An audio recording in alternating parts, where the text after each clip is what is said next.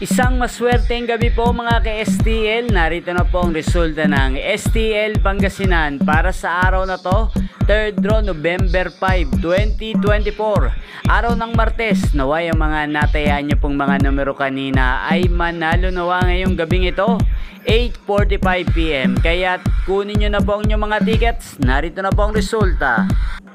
Para po sa STL Pangasinan, 3rd draw result, 8 PM ang mga numerong nanalo, 29 at 23 in exact order sa lahat po ng tumaya kanina para sa 3rd draw ng 29 at 23. Congrats po sa inyo, panalo po kayo. Shoutout po natin si Kuya Tupay. Kuya Tupay, shoutout sa iyo. Sana'y nasa mabuti kang kalagayan. Inyo pong napanood ang resulta ng STL Pangasinan sa channel na to, Roderick Hernandez TV. Maraming salamat po sa walang sawa niyong pagsuporta sa aking channel. Huwag pong kalimutang mag-subscribe. Thank you for watching.